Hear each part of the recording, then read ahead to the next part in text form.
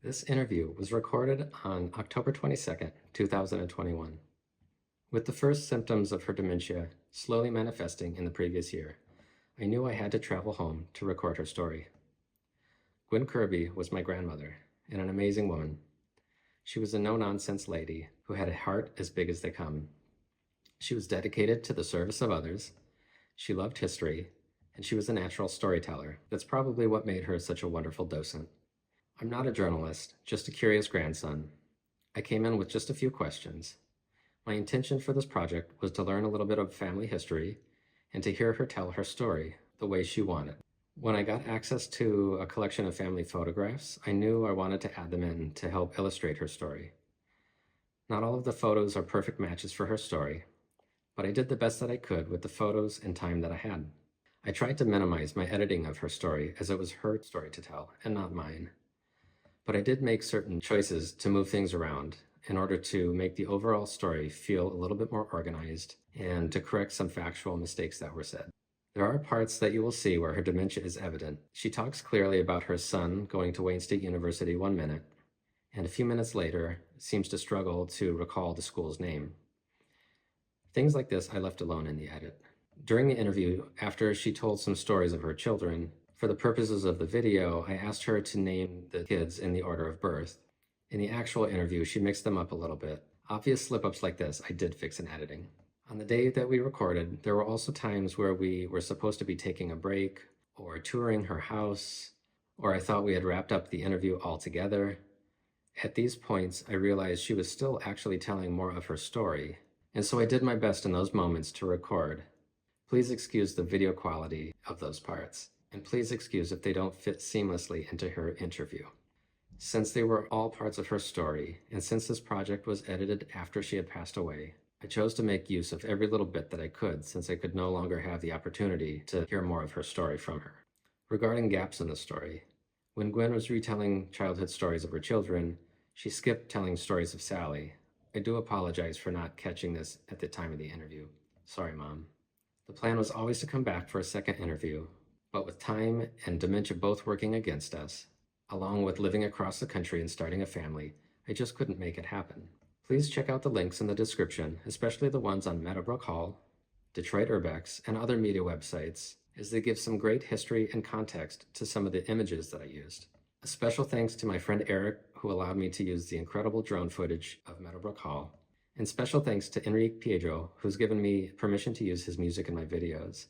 Enric is an amazing jazz musician from Spain who has a lot of great albums. Please find even more of his amazing jazz by following the links to his Bandcamp page in the description below. Also, if you haven't yet been to Meadowbrook Hall, please go and see for yourself what inspired Gwen to volunteer 50 years of her life. Okay, I've said enough. Please enjoy this interview.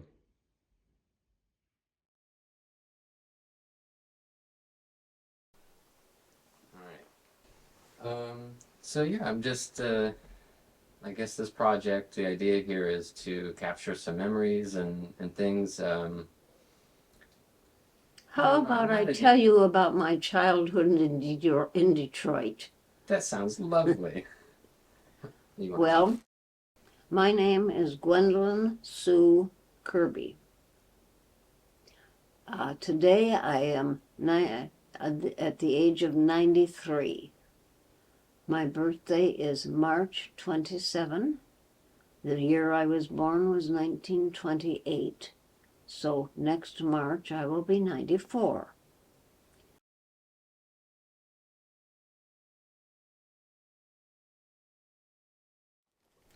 I was born in Detroit, and I looked on an old calendar or a book I had. I had a Remember 1928 book. And it said I was born on a Tuesday. My birthday was on a Tuesday in 1928. And I was born at home. And I evidently was a good enough baby. But when I got to be, then I had a sister born 2.5 years after I was born. And then when I was 8 years old, I had a brother born.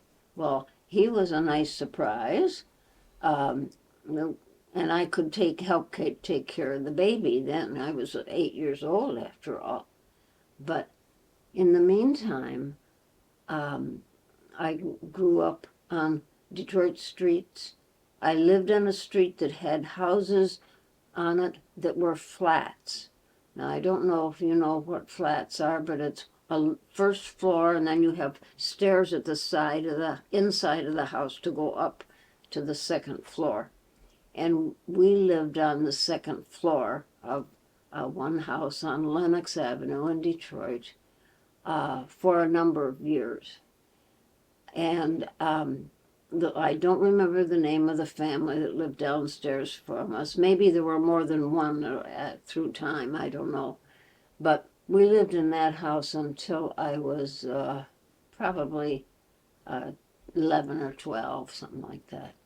But anyway, it was an interesting house, and my dad even put up in the backyard a regulation size swing set so that my sister and I could swing on the swing set. It was like one you'd find in a schoolyard. It was a big swing set. And I remember that he put a back porch on the upstairs of the house. Now, this was a rental house, but he just did this because he thought we wanted these things and needed them. And the house already had a front porch. Now, this was before air conditioning, and Detroit was hot in the summer. And I remember sleeping on our front porch upstairs. Now, this wasn't a screen porch. It was just one that had a railing around it. But we took the blankets outside and our pillows, and we slept out there because it was so warm. And in the morning, we got up, raised up like this. Of course, couldn't get up very far because we had our pajamas on. And so we went and looked like this, and all up and down the street, people were doing the same thing, looking up to see who had slept outside. Detroit was safe then. I could walk to grade school, and did. And I could walk up to Kercheval Avenue if I had money, and I did get an allowance. So I could walk up to Kercheval, and I could go into a grocery store and buy something. Now, my sister had an allowance also, and I used to let her walk up to Kercheval Avenue with me, and she would go into the store and immediately buy candy with whatever money she had for her allowance. I would in turn buy something like chewing gum or a comic book, something that would last. And then she'd want to share those things. Oh. But anyway, it was safe for us to walk around like that. Also, I remember things about Detroit at that time. There were a lot of sick children. Now, they had not invented yet things so you would get a shot and make you immune from, say, mumps or scarlet fever or something like that. And so I knew a lot of children that got sick. I was fortunate. I did not I had the measles, and when I was a little older, I had mumps. But I did not have scarlet fever, which was a real bad one to get. And neither did my siblings. So anyway, you might go to school and one day you go and your friend wasn't there, or an acquaintance wasn't in school, and they were sick. And then sometimes they never came back because childhood diseases were real killers. And you had to be careful not to get around children that were ill if you knew they were ill. And they did quarantine families. big sign on the front door of the house that this house was quarantined because of measles or because of whatever. And so you knew that you would not go in that house at all. Now, if you had something you wanted to leave for the family, say your mother had brought extra donuts, and you could take and put the box on the porch and knock on the door and then scoot off the porch, and they would come and open the door and see the donuts and tell you thank you, you know. But you never went in a house that had a quarantine sign on it because you knew they were sick.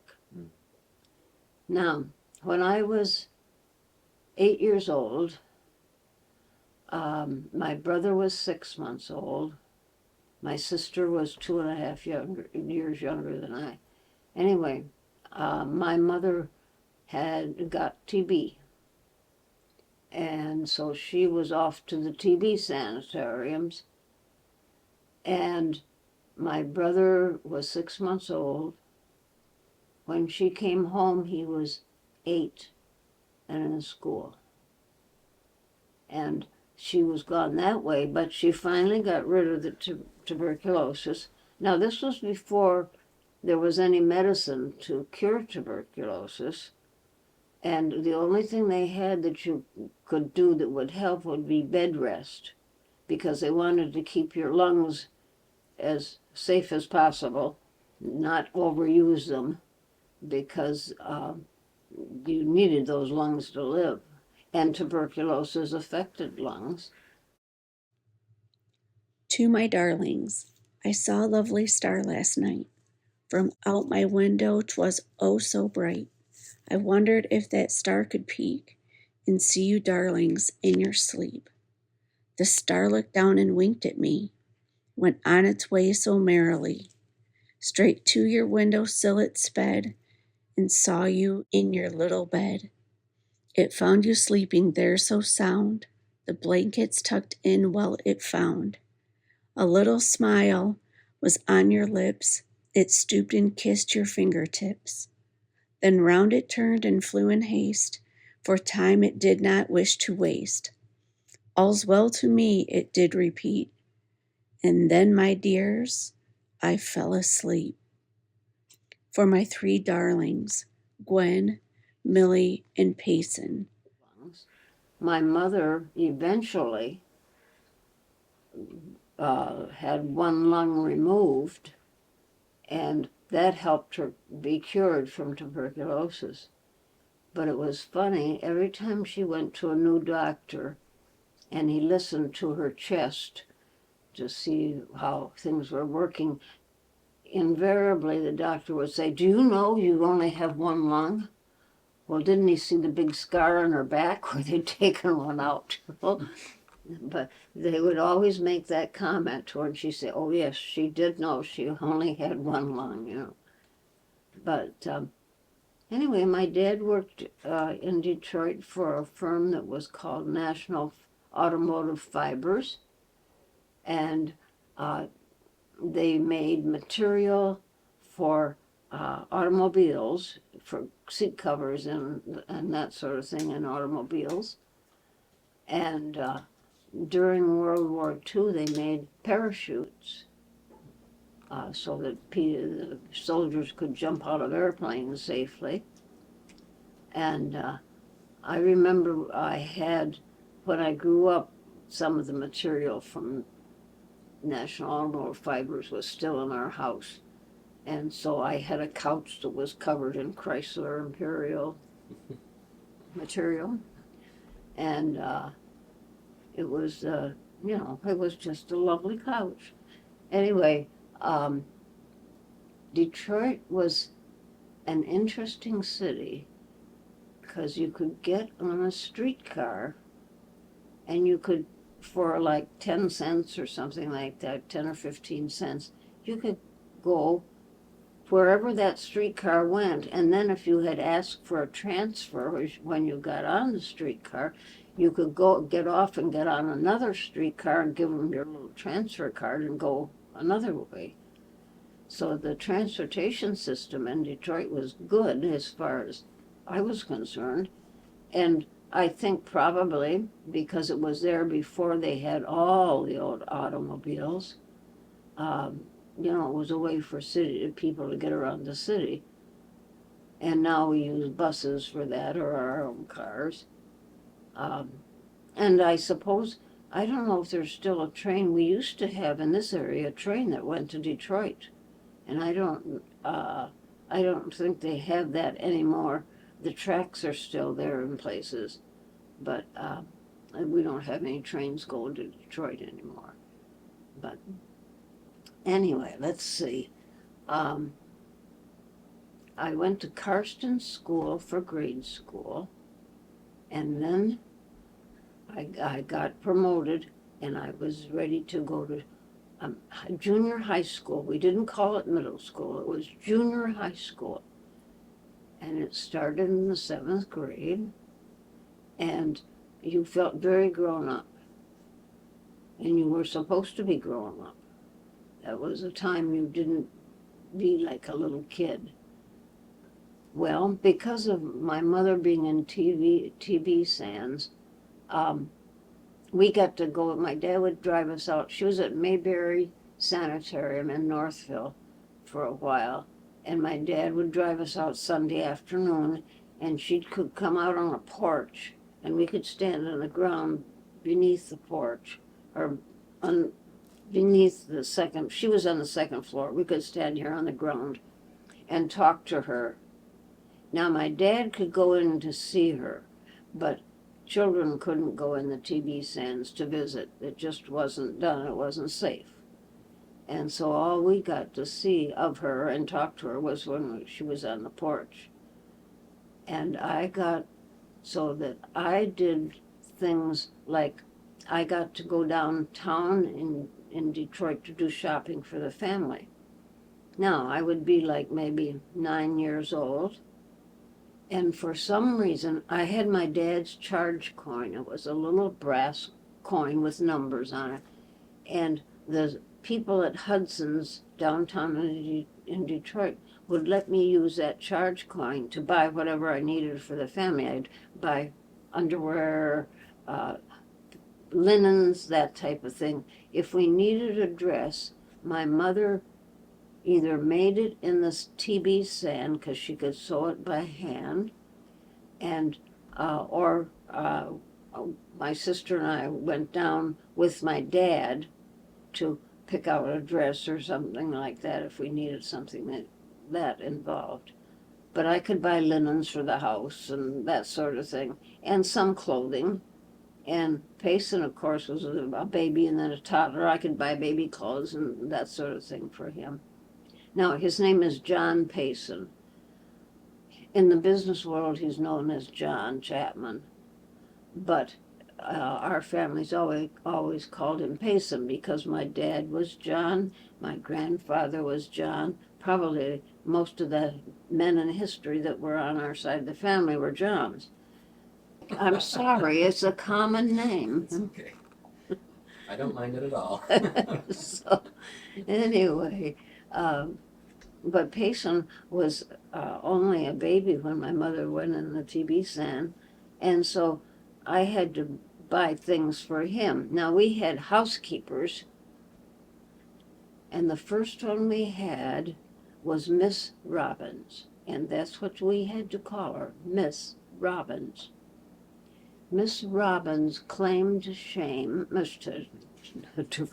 not shame, claim to fame was that she had been the nursery maid for children for a man whose name was Seymour Simon.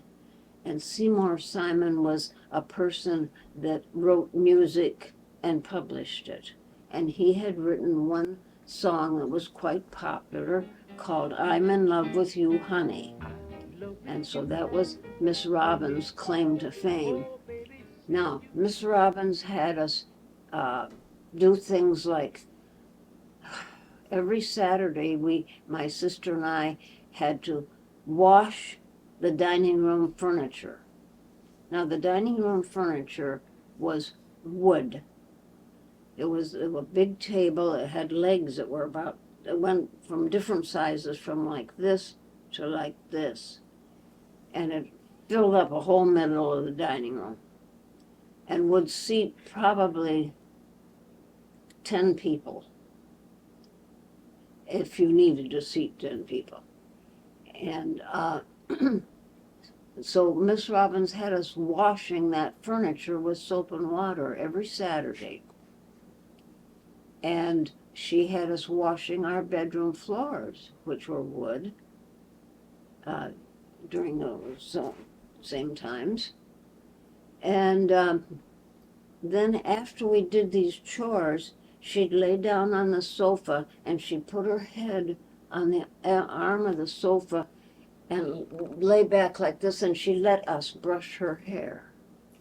That was our reward. Now, my dad didn't know about this, because I think had he known, Miss Robbins would have left a lot earlier than she did. But Miss Robbins, one day, we were all around the kitchen table, I suppose having breakfast, and of course my brother was by then a toddler, and my dad asked my brother to do something, you know, put down your fork or pick up your cup or something. And Miss Robbins corrected my dad. Now, my dad was about 5 feet and a half tall, and he was a slight build. And he drew himself up, you would have thought he was 6 feet tall, when Miss Robbins told my brother he didn't have to do what my dad said. And he said, "Miss Robbins, you will leave today." She packed up her things and she left. So, you don't tell the boss's children to do something that their dad has said do or don't do. So that was a good lesson learned. And then we had to have another housekeeper. Well, before my dad found another housekeeper, my cousin came and stayed with us during the day, because I suppose he was maybe in high school, perhaps maybe a senior, but he wasn't working, because he could come over and stay with us like after school. And so anyway, we had him, and he was fun. His name was Chuck, and he told us all sorts of interesting stories things he'd been involved in, you know. So it was fun to have him come and visit. But eventually we got another housekeeper, and whereas Miss Robbins wanted us to clean everything in the house, Clara kept saying, "Go out and play. Why don't you go out and play?" Well, by this time, the girls that we usually played with lived a couple houses down the street from us, and their mother had heard about we were doing chores on Saturdays. So guess what? She had her kids doing chores. And so we'd go to call out the Rogers kids, and they'd be busy doing whatever their mother wanted to do, so we didn't have them to play with until they were finished with their chores, you know. But anyway, it was just a little different way of living, and it was a little hard at times, particularly with the illnesses that were around, that people don't, you know, you hear now people don't want to get these shots that we're having, and you think, how stupid can you get? You just don't know what happened in the past when there were no shots to get. And I volunteer at Meadowbrook Hall, and a lot of times I'm in the drawing room and I give the history of the family. And at one point, one of Mrs. Wilson's daughters died. She was 3. She died because she had measles. No shots, nothing to prevent her from dying. And you tell this to people, and you say, and because there were no shots she could get to stop that disease. And we know about shots, don't we? And everybody you're talking to goes, yes, they do. And I said, she died. Oh, that makes people think. So it's a good thing to bring up. You don't have to dwell on it. But it shows that this civilization has made medical progress. And we hope they go on doing the same thing from now on, because that's the way things are. Now, when I went to school at Karsten School, there was another school on the property besides Karsten School.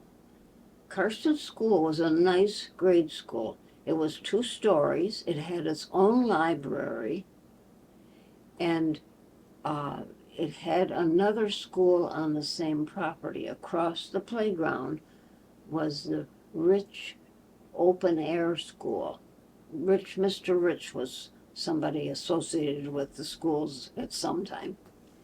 The school was named after him. Well, it was a school where children went if they weren't well.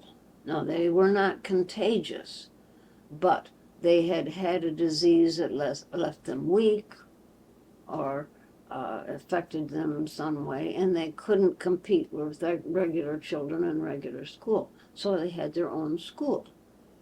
And it was a public school, but you had to be physically involved in some way so that you got to go to that school.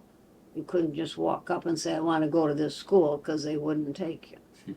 So anyway, that was interesting, because now those children would be in a regular school in a special room, special ed room. And that shows some progress in the educational system also. So anyway, it was a good place to go to school, and I went there. Now, we also, when we got older, we went to church. We could walk to church if we had to, but it was much better to be driven in a car. It was about 10 blocks from where we lived, walking on Jefferson Avenue North. I think that was north, whatever. Anyway, we went there to church, and it was a nice big Gothic church, and had, as I found out later, the organ was one that the organ company had made a deal with the church. They'd put this big organ in there if the church would tell them what company made the organ, and do the advertising for them. And so there was a nice organ in the church. And when I was old enough, which was probably, 10, I started singing in the girls' choir. Now, there was a boys' choir also, but the boys' choir was combined with the men's choir, and they sang all the principal services, like the 11 o'clock one. The girls' choir was just girls, not many women sang. We had women that would help us put robes on and that sort of thing. But we always got to sing at 8 o'clock in the morning. Or if it was Easter, we got to sing at 6 o'clock in the morning. The men and boys did the 11 o'clock, of course, So anyway, you got toughened up even at church. So, but the church was interesting because it owned a building. The church sat back from Jefferson Avenue. And then on the sidewalk of Jefferson Avenue, there was a store, which the church owned, this building. It was a brick building, and there was a store on the street level. And then upstairs was a gymnasium and a big kitchen. And then below that were like study rooms. And then you came to ground level. Well, I had tap dancing lessons up on the second floor. And that was fun because that was a wood floor. And when you use your tap shoes on a wood floor, it sounds great, you know. Tap, tap, tap, tap, tap. So that was interesting. And my sister and I did so well with our tap dancing that she was put, when we performed on a stage, she was the one that got to stand behind the curtain on the end of the stage. And I was next to her, so we were not the best tap dancers in the whole class. And we knew that, but it was fun. And so we did that. The church is still there, I think. I went to the closing ceremony of the church, and What was the name of the church? it was St. Columba's. And I don't know who the heck St. Columba was. But anyway, when I went to the closing of the church, now this area around the church had become all a black area where black people lived. Well, the Episcopal Church, being aware of the black congregations that they did have, had a black bishop that year. So the black bishop and his wife came to the closing ceremony of that church. And there was one other black couple there, and I don't know what their relationship was with the church. Two black families. This was a church that was in a black area, and the rest of the congregation was white. Now, they had done nothing at all to get people to come to that church, black people. And there was no reason no reason that should have happened. It just was their maybe narrow-mindedness. Maybe they just didn't think. I don't know. I didn't go to that church at that time. I just went to the service that was closed. So anyway, that was my childhood place. And my dad used to, even though my mother was in the TB Center, my dad would take us so we could go to Sunday school. And then he'd wait around and so he could drive us home. Well, there was a man that came, and probably brought his kids, whose name was Ty Tyson. And he was, I don't know if he was a baseball player or he just talked on the radio about baseball, but he was somebody that you had heard about. I'd forgotten what he was, but he was somebody of note. And he and my dad used to stand and talk while the kids were in Sunday school. So, and then when Sunday school was over, we'd get in the car and my dad would drive us to Belle Isle. And we'd drive around Belle Isle because Belle Isle at that time had a deer herd on it. And sometimes if we drove slowly and didn't scare deer away, we'd get to see some deer while we were driving around the island. So that was fun. But and we did that most Sundays. That was part of our Sunday.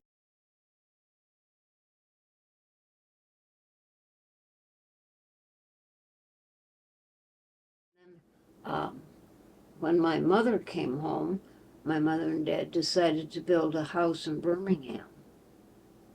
So we moved to Birmingham, and I lived on the corner of Dorchester and Cambridge. Very, very British area. It was safe enough that we left the front door unlocked so that the mailman could come in our house, and we had a stairway that went up to the second story right in front of right across from the front door, and he'd take the mail and put it on the steps so my mother didn't have to come down the steps and go back up again. She could go to the step and reach and get the mail and see what the mail was. And I think his name was Charlie. And anyway, he would go out and close the door after him, you know, it was safe enough that he could do that. And so it was interesting moving to Birmingham.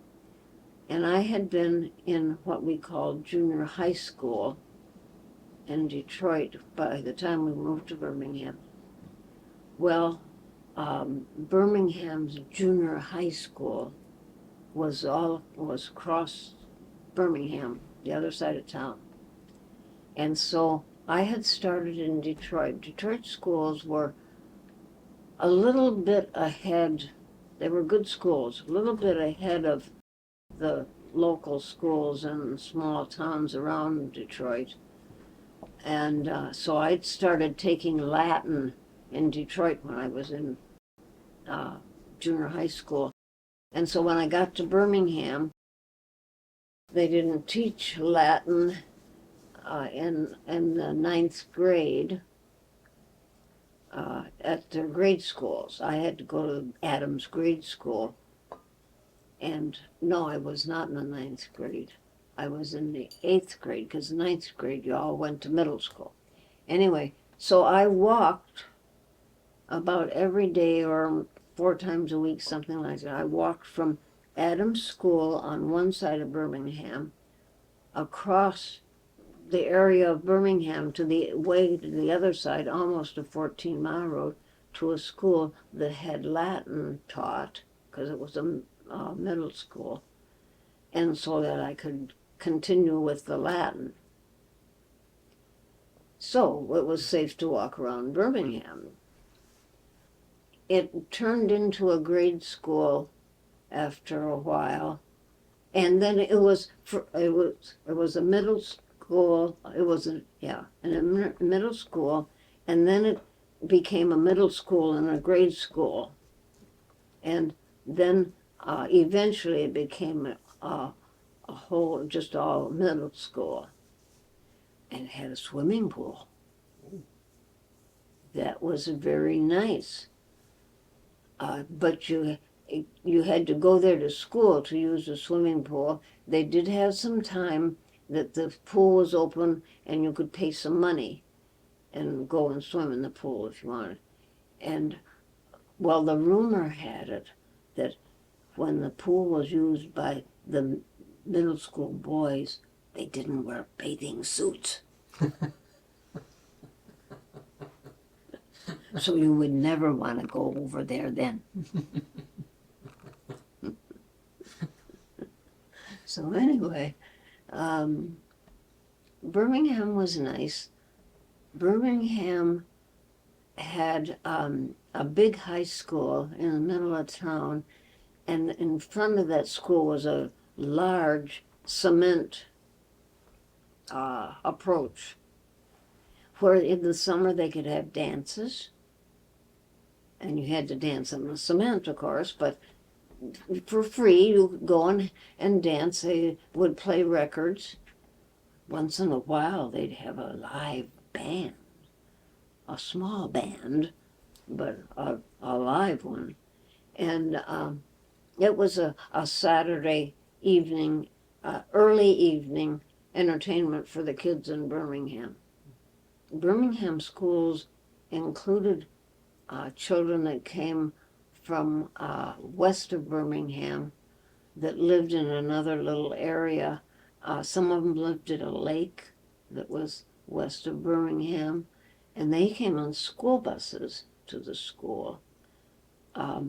Most children in Birmingham walked to school, unless Dad or Mother drove them, but I walked down Maple Avenue, 15-mile road, to get to the other side of town to go south to go to the middle school. And it was safe to walk. You had to pay attention when you crossed streets, but then you had been learning that from the time you grew up. You looked both ways before you crossed the street. And if a car's coming, you don't cross. You just wait. And then when the car goes away, you can cross the street. And it was nice when you had to go someplace there was a stoplight, because then at least you knew when the cars were going to stop and you'd have a green light to walk across the street. So you knew that was safe. But Birmingham had lots of interesting stores in it. It was a nice shopping center. And it had some restaurants that were nice restaurants. And it had a wonderful library. And across the street or behind the library was a building that people lived in if they were older. And it was like an apartment building, and the people that lived there had their own apartments, but they were all older people, and they could park their cars in the city parking structure, which was just across a little side street from them. They had permission to do that. And they didn't, their rent took care of them driving and parking in the structure. So that was a nice thing to have. Birmingham had good stores. They had a nice dime store, had wooden floors, and you could go in there and you could actually buy something for a dime if you looked around. And I always wanted to work there. I had friends that worked there, but my parents said, no, you don't need to work. You spend time on your music instead. So I took singing lessons. I had piano lessons. Didn't like those. And, well, I would like to be singing, but I didn't like to be playing the piano. So I took lessons with the violin. I didn't want to play the violin, but we had a violin, so that's what I played. And took free lessons at school and public school. And then my sister also she's the one with the long curls down near the chair there. My sister also took lessons. Well, I wanted to play a cello. I liked the tone of a cello much better than the squeaky violin. But we didn't have a cello, so we had to take the violin. And we had to take it until the teacher that was teaching us hit my sister on the head with the bow of the violin. Then we got to stop. My mother and dad figured that was enough teaching from someone like that. So, it was just, what you liked and what you didn't like. But I lived in Birmingham until I grew up.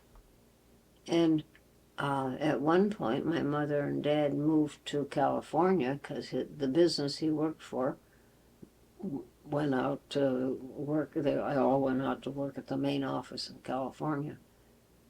And that's where my dad learned to make jewelry. They took classes, adult education classes from some school system where they lived. And my dad, one of them was jewelry making. My dad took it. And then one day he was down in Sidney Crandall's where he bought my mother jewelry and talked to Mr. Crandall. And my dad showed him a ring he'd made when he was in California. And Sidney said, anytime you want a job, I'll put you to work.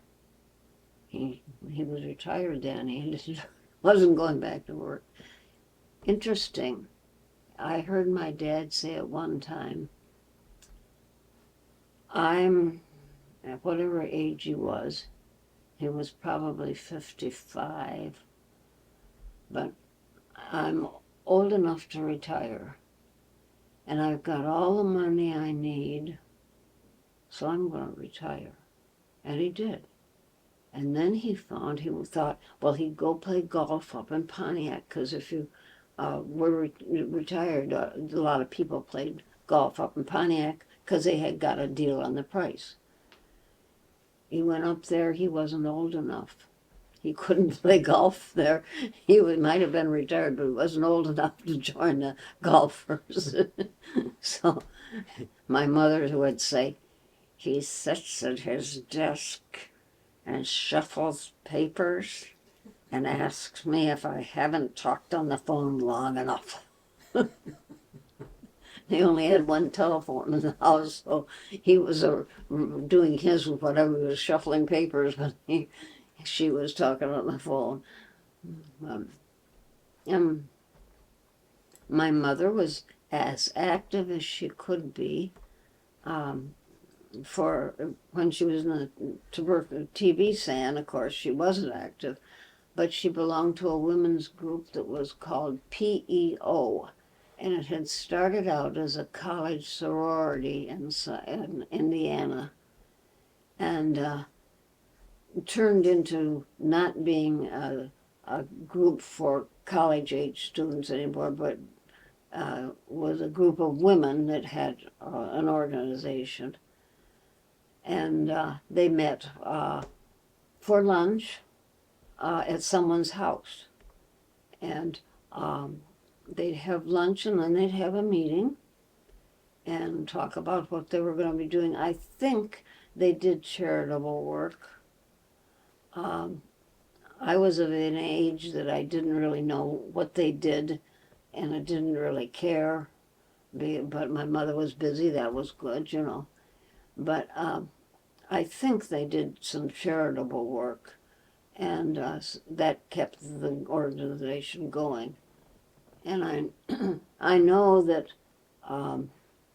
the organization was all over at least the eastern United States, because they had other chapters other places. So anyway, that was what my mother did when she came home. When we built the house in Birmingham, my mother had not been long out of the TV SAN, and so she spent a lot of time on the porch. We had a nice little side porch, which my dad had screened in, and there was a nice lounge chair out there that she could sit in. And one day she heard a cardinal whistle, so she whistled back like a cardinal. And then the cardinal whistled back, and she whistled back, and then she found that Mr. Tucker across the street was the cardinal that she was whistling back to. So, but anyway, and I don't know, I never saw him very much at all. I don't know, he lived there, and I think he had a family. I just didn't know who they were. But anyway, that was Birmingham. Schools were good. I had the best math teacher I had had in my whole school time, and even when I was older. Her name was Miss Taylor, and Miss Taylor would answer any question for you. It had to be a sensible question. She didn't want to be silly or fool around.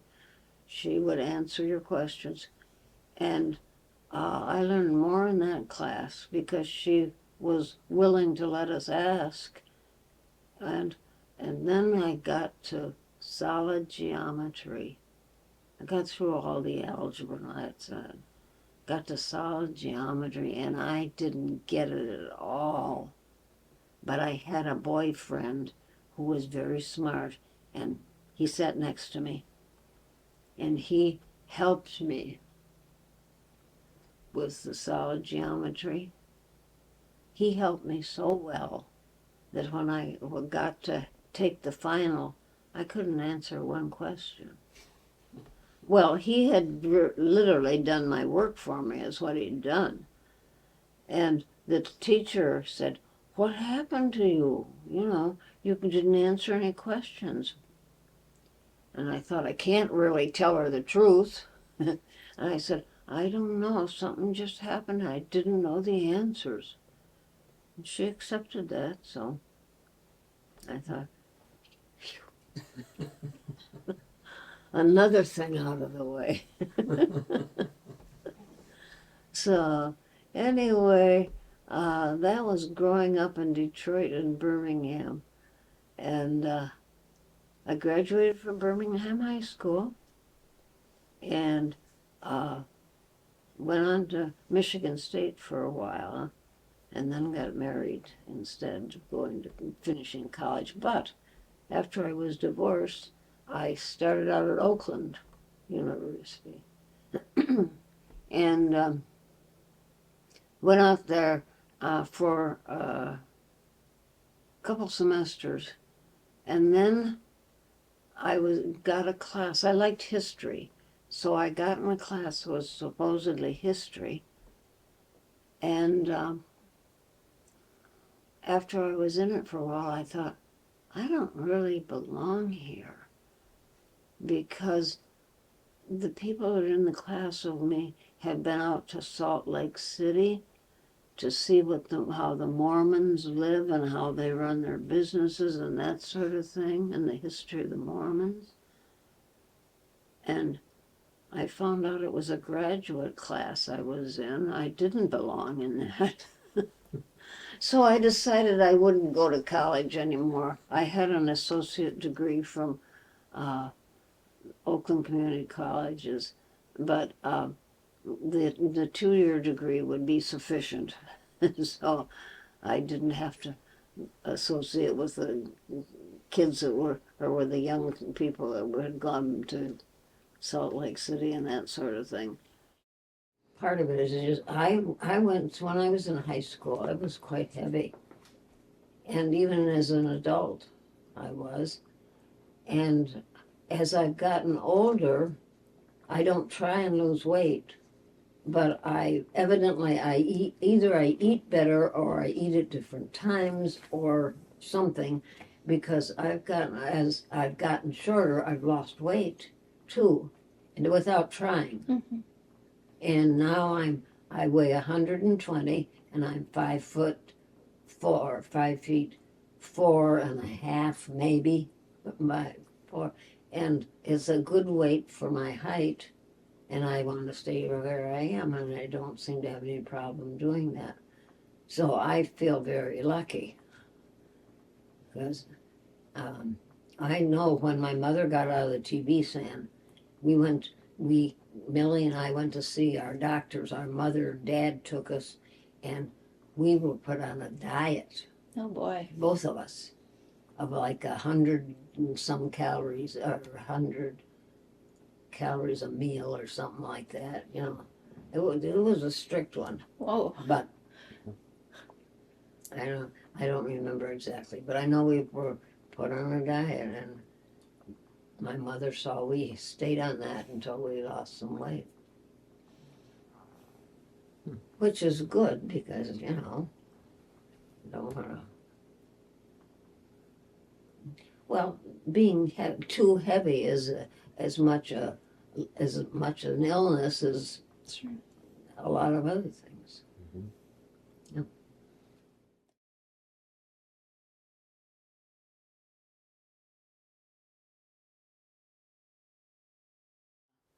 My mother and father's name were John and Elizabeth Sarah Chapman. John's name was just John. No middle name, John Chapman. Now, sometimes he put a middle initial in there for business purposes, and I forget what it was, but it was something like John J. Chapman or something like that.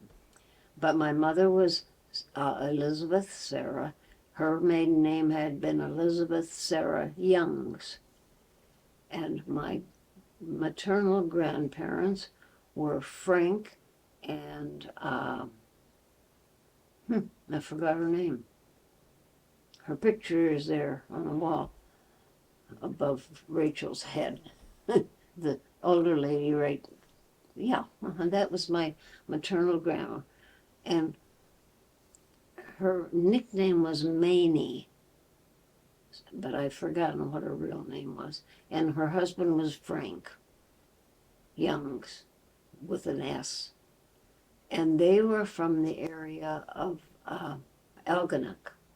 They lived in Algonac, Michigan. Was that Marion Frances Winchester? Was that her name? Winchester, yeah. Good for you, you remembered. I have a cheat sheet over here. Oh, nice. You're welcome to use it if you like. Mamie Winchester had been her maiden name, yeah. Does that sound right? Marion Mamie Yeah. Frances Winchester. Yeah, I don't know that it was Marion. I never heard Marion. That, But then why would I? She Yeah. was my grandmother. I didn't call her by her first name. She was Grandma. That was Grandma Young's, married to Frank. And he did some traveling. I forget what he was involved in, but he did some traveling for his job. He'd be gone for a week or something, then he'd be back. And he died before Grandma did. And Grandma lived with my parents when they lived in Birmingham. She came to live with them for a while. And I don't think she was too happy there. She'd sit in the living room and we had a rocking chair. She'd sit and she'd rock in the rocking chair. And pretty soon her eyes would be closed and she'd be asleep. And my mother would say, "Mother, why don't you get up and go to bed if you're tired?" She'd say, "Well, I was just resting my eyes, like I'm not tired." So, now I remember that. Mother was diagnosed with TB. My grandma was going to come and stay with me, with us kids. And my dad said she had to be tested for TB before she could come stay with us. And she didn't want to be, but she finally did. And she had an arrested case of TB. She'd had it some time in the past, which was not unusual because my grandfather had had TB and she nursed him through that. He didn't go in the sand. They didn't have sanatoriums then. And so TB was kind of the family disease, I guess. And it was interesting. My mother's family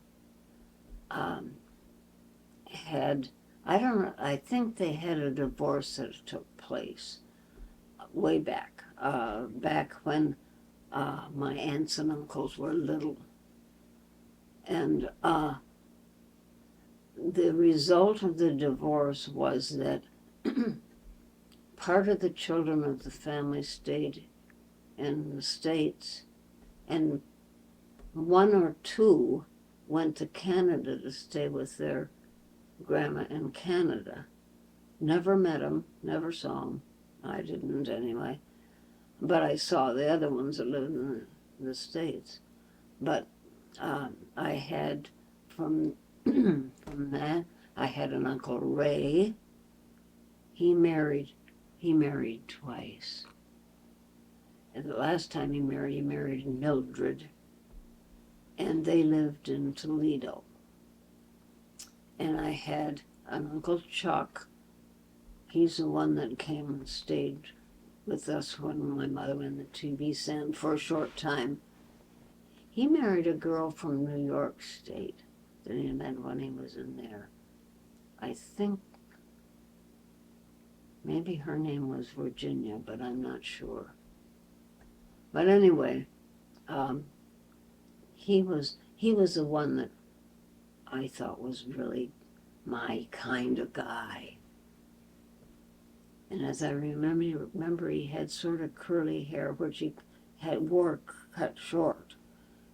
Long hair was not in when I was a child or even growing up, for men, that is. Girls could have hair hanging way down their back. That was okay. But guys had to be close cut. And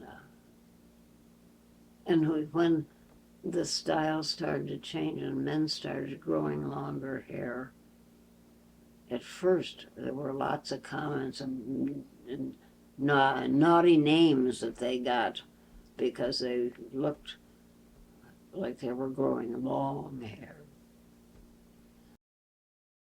Oh, the Stife, is it Stife that makes the stuffed animals?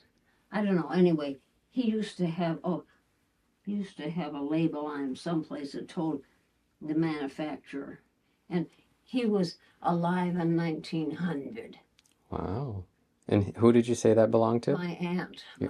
my mother's older sister, and she was born something like 1899 or something like this, and this was hers when she Wow. was a baby.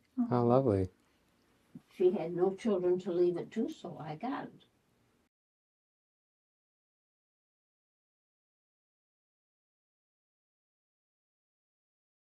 Who were your paternal grandparents? Okay, the Chapmans. Oh, the Chapmans lived in Medina, New York. I think Grandma was Bertha, and Grandpa must have been John, because everybody in his family is named John. And he might have been John P. also, but it would have not been Payson. It would have been Paul or just the initial, maybe just the initial P. And my mother came up with the name Payson because she'd read a book by an author whose name was John Payson Terhune or something that was Payson Terhune. He wrote, I think, books about animals, like dog stories and that thing, and that sort of thing. I never read any of his books, but my mother got the name. She pulled it out of the air. And just like I got the name Gwendolyn. I don't know where that came from, you know. But Sue I could understand, but Gwendolyn, when I was young, I had to learn to write my name or print my name. I had 19 letters. Gwendolyn Sue Chapman.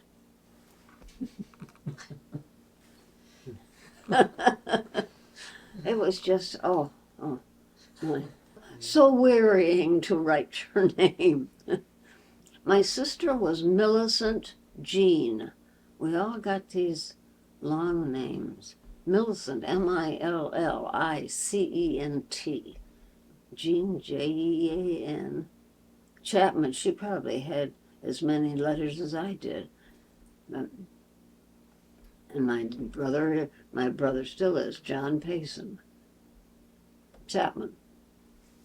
And he's married to Sarah. And Sarah's a name in our particular family, this modern family. We have several Sarahs. I have a granddaughter, Sarah. I have a sister-in-law, Sarah. I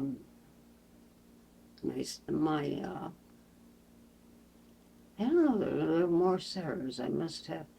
I got, well, whatever. And my grandfather Chapman had come from England when he was 18 years old, I think. Came through Ellis Island and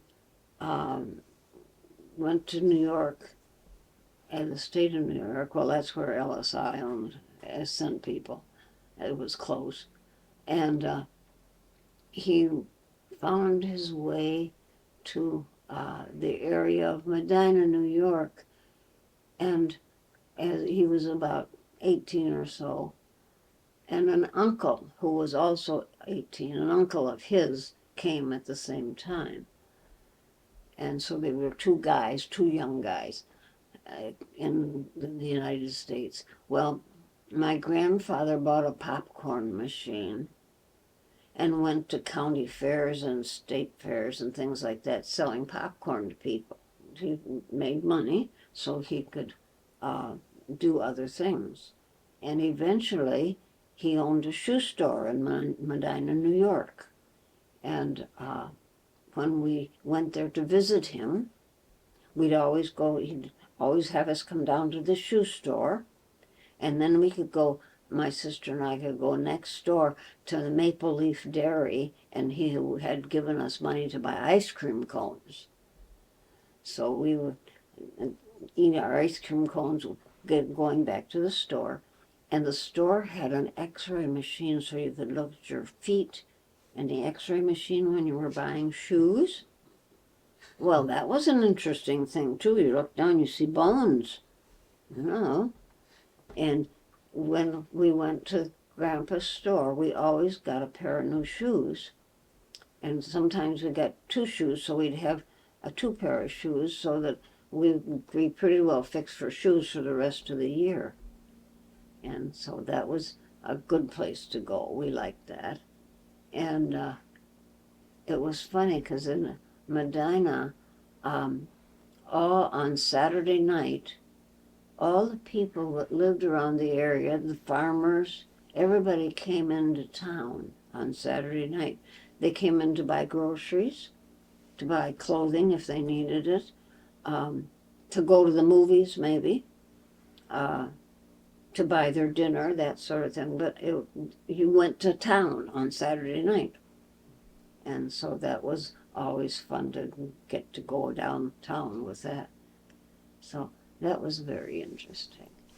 And the area around Medina was, I'm trying to think. I know that there was a railroad that went through there because I remember they had built the tracks over like cement arches, and the railroad went on the top of those. And that wasn't right in the town of Medina, that was outside of Medina. But the trains ran with passenger trains or freight trains, and you could watch if you were by the tracks. Didn't go on the tracks, but if you were in that area, you could wave, and people that were riding on the train would wave back at you. So that was fun. We used to go see them every summer. I suppose when my dad got vacation time, my mother said it was time to go visit the parents. I don't know, but anyway, we usually went for a week or two in the summertime. And I know it was summer we went to, not winter, because driving to Medina, New York back then was a trip you would not make in the wintertime because some of the roads were not cleaned off as quickly as maybe we get them cleaned off in Michigan. And we went through Canada, part of Canada, to get to Medina because it was shorter going through Canada than it was going. If you went in the United States, you have to go from Michigan down to Ohio and through part of Pennsylvania and then kind of wiggle up to New York State. And it's just a longer trip to go that way. You can go through Canada and it's a quicker trip. And besides, you get to get Canadian money. It's different. I have still got upstairs I think it's about $5 of Canadian change. And I keep it, it's a little box up on my dresser. And I keep it because I might go to Canada one of these days and then I can take it and give them back their money, you know. If I take it to the bank, they'll give me probably 2 cents for the $5 I have. But I haven't asked what the exchange rate is, but they wouldn't be happy to get Canadian coin, I'm sure. They'd probably say, no, thanks. So you visited there during the summer times? Yeah. And it was, and we were out of school, so that we wouldn't be missing school. And it was warm, and it was easy. Driving was better in the summertime. And Medina was pretty in the summertime. Lots of gardens. At my grandmother's house, there was a backyard that you went out down a couple steps if you went out the back door. And you had a backyard that was that level, and then you had a backyard that dipped down. And down in the dipped part, it was lawn. There were grapevines on fences, you know, they grow grapes on a fence to hold the vines up. And maybe some of those grapes sometime would be, you know, ripe and you could have grapes. And my grandma and grandpa used to pick them and put them in the house when they got ripe enough. And one day, my grandpa came home from work. Now, he just told me about this. He told our family about this. He came home from work, and all the way he walked, and all the way down West Center Street was an arrow pointing this way. And then a little farther along, there'd be another arrow. And he got to the end where his house was, and the arrow pointed this way and said grapes on the sidewalk in chalk. Grapes. Some kid was teaching people how to find grapes in my grandpa's backyard.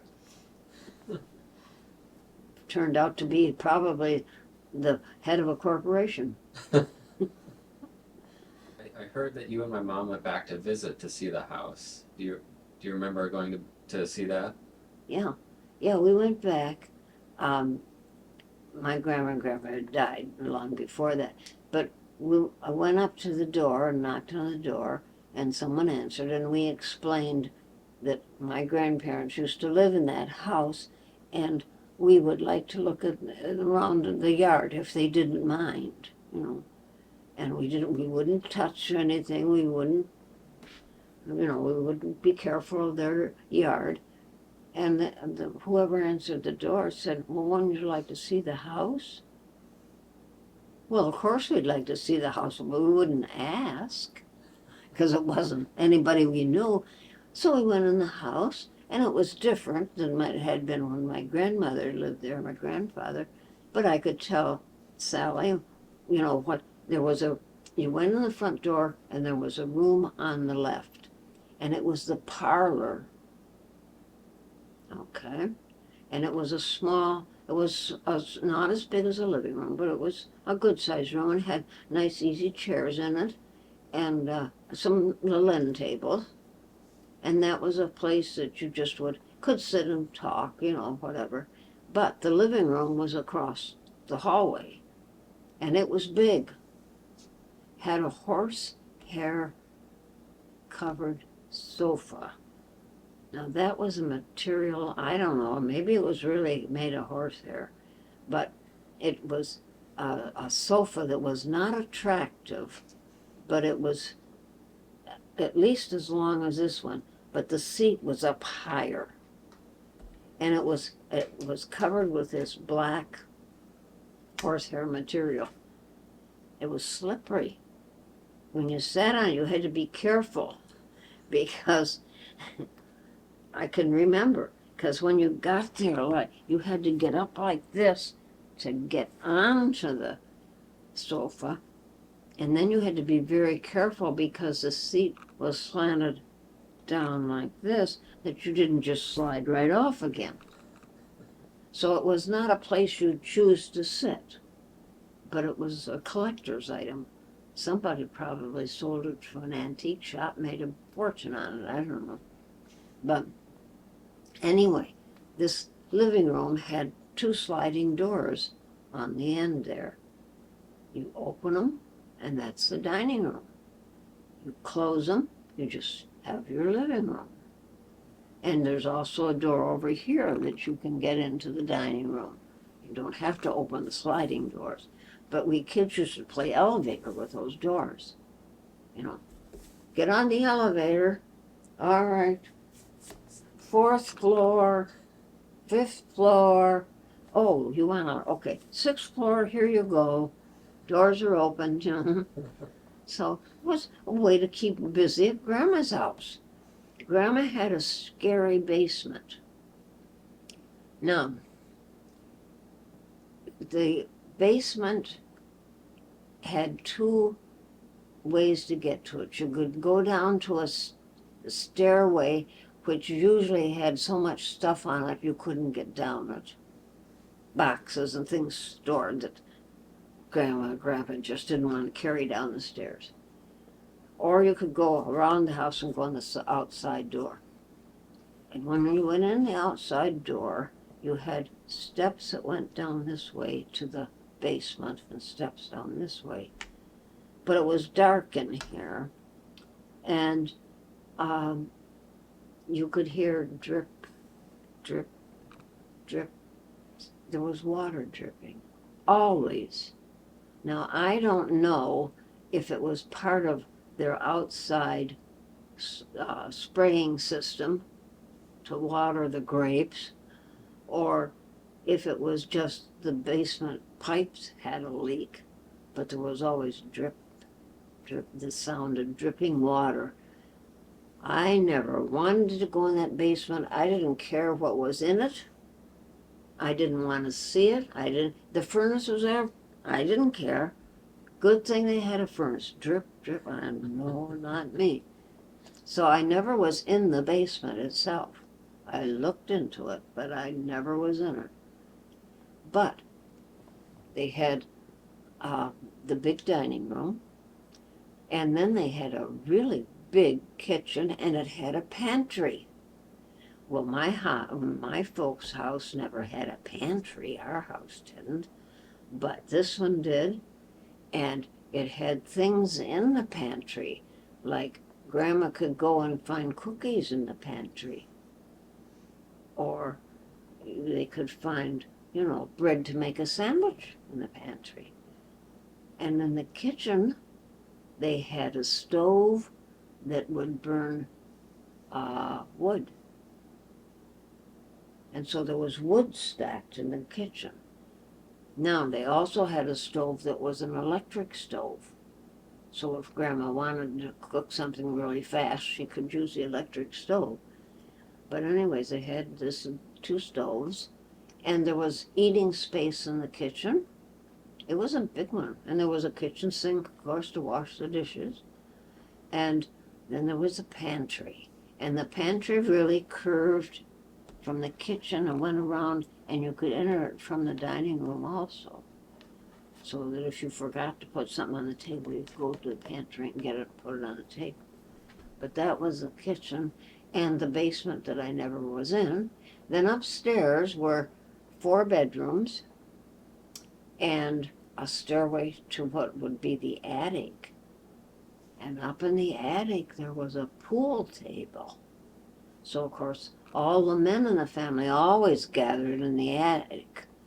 And all the women stayed in the living room talking and having tea and cookies and that sort of thing. And the men were always up in the attic playing pool. So my dad is the baby in the middle. That's my Uncle Mervyn, his older brother, and that's Charlotte, his younger sister. And my dad had that frame for me, and I was awful glad he bought the frame. Framing can be very expensive. They are. They are. And then I had one aunt, Aunt Charlotte. My grandma and grandpa Chapman had Aunt Charlotte. They had Aunt Harriet. They had my dad. They had Mervyn. No, he was, Mervyn. And Mervyn was married to a lady whose name was Gladys, and they lived in Ohio after they were married. But Mervyn was a Chapman. And is that Charlotte, Harriet, John? Yeah, I think that's all, just 4 kids. And none of them stayed in New York State. Harriet married a man whose name was Sam, and they went to Dallas, Texas to live. He was from Texas. And the only time they came back is sometime in the summer they came back to visit for a week or so. And so I met them maybe once or twice. That was it. And then, let's see, how was Harriet? Charlotte. They had Charlotte. My Aunt Charlotte lived in New York State, but not in Medina. I forget the town she lived in. Anyway, she was married to a man whose name was Albert. And Albert's family had quite a bit of money because Albert and Charlotte lived in a house here, And Albert's mother and father lived in a house they owned over here, and they were separated by a very lovely garden. When Albert was growing up, his parents lived here. Albert and his nursemaid, or companion, whatever she was, lived in this house over here, and they had a cook and somebody to clean the house. Albert didn't live with his parents. They lived next door. I never figured out why. But they had two houses, and Albert lived in one, and probably it was good. He could make all the noise he wanted in his house. Didn't disturb the parents. So, but it was just strange to me because I wasn't used to families being separated like that. No. But it seemed to work for them. And Albert married Charlotte. So Charlotte lived in that in this house. His parents were there.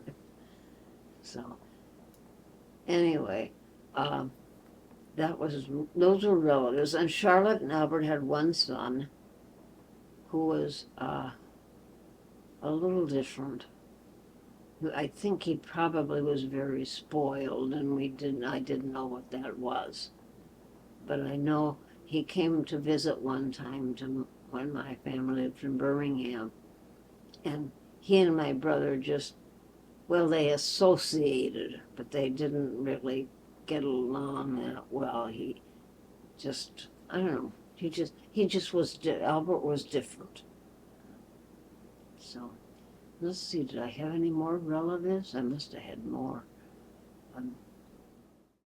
Well, how was the trip? Oh, it was fine. He went to New York State, see my aunt that was still alive down there.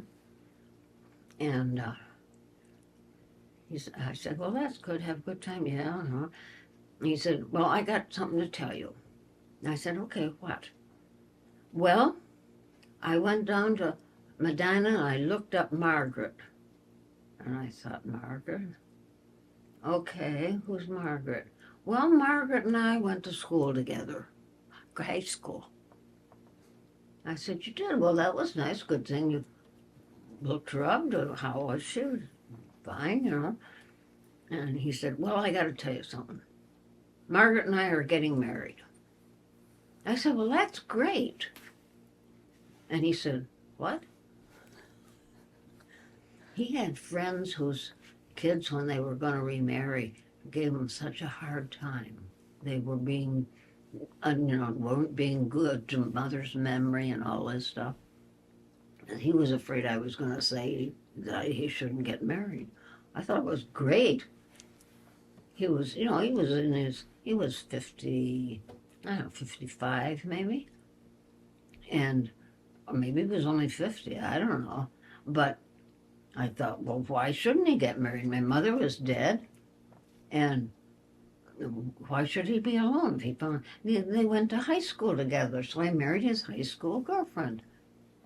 And I went to the wedding. The wedding was down in New York State, and I stayed at my Aunt Charlotte's house, and she lives in Rochester, New York, and went to the wedding, and then came home, and they went on their honeymoon, I guess, and then my dad owned a house and down there, so they moved into his house, and eventually they built their own house, and which was smaller than the family home he had, you know. So, but they had a good life too, both of them. I'm just telling you, I'm gonna get married. Okay.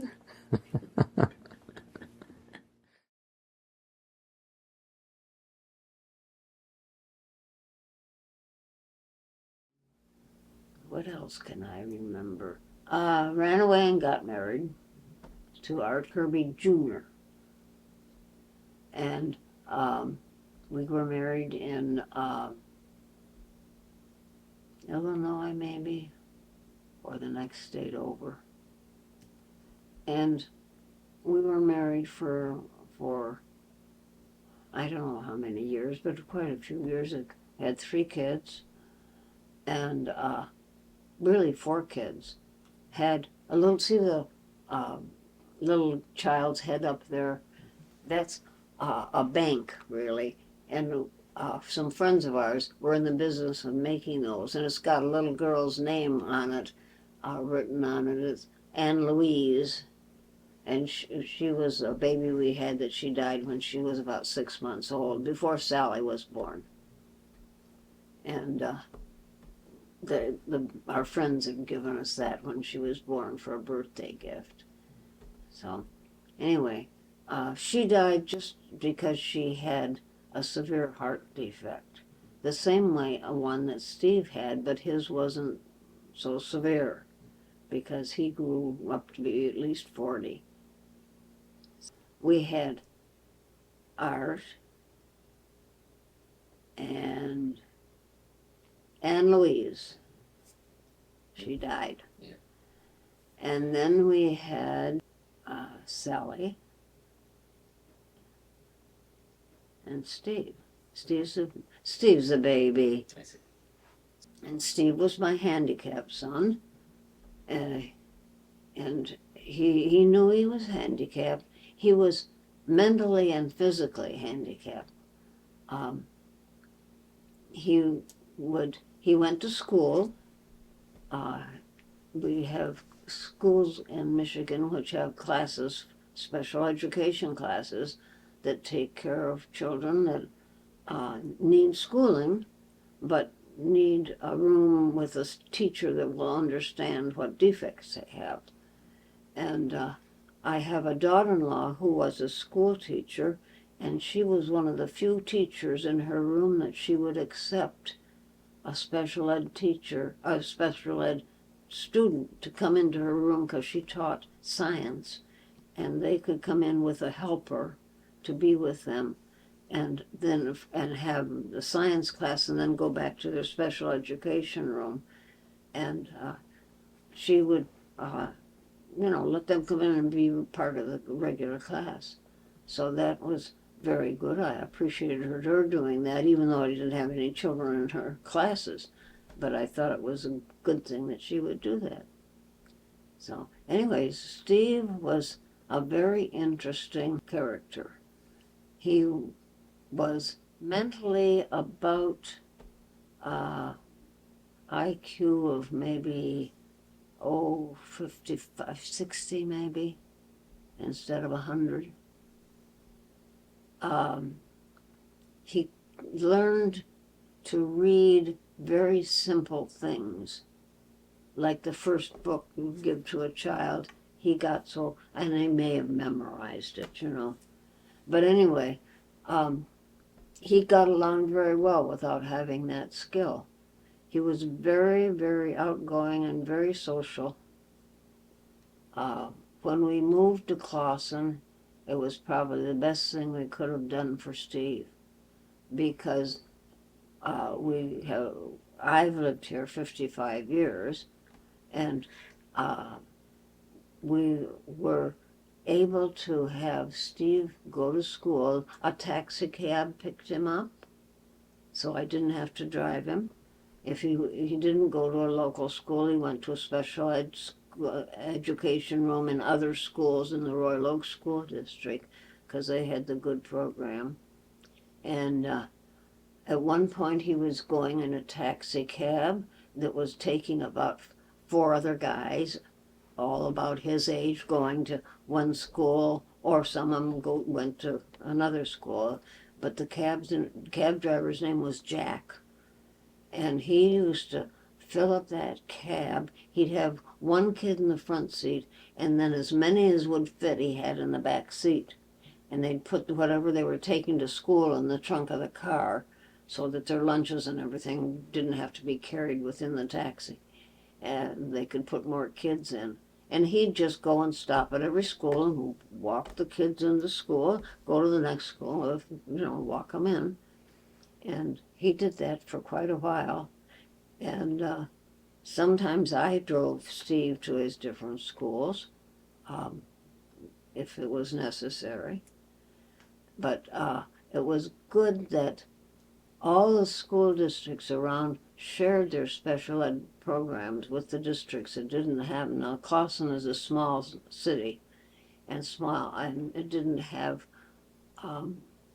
the funds, I suppose, and it didn't have really enough students to have the special education program rooms in Clawson. So, and maybe they didn't have the room in their schools, I don't know. So, anyway, Steve got to be Mr. Clawson practically. And I knew even when he got older and lived in a group home, if he came home for the weekend, he had a bike here. He had a adult three-wheeler. And so he could get on his bike, and he could ride all over Clawson. And you kept hoping he stopped at the stoplights and the stop streets and looked around, because he rode in the street. He couldn't. The bike was big enough. He shouldn't be on the sidewalks. And he'd get up early if he was here, say for the weekend. He'd wake up early, 6 o'clock, and get dressed. And he would come downstairs, and he'd want his bike out of the garage because he had to go up to the police department. And we managed to get the bike out for him, and he'd get on the bike, and he'd go up to the police department to say goodbye to the night shift because they were going to leave. And then the day shift came on, so he'd hang around to say hello to the day shift.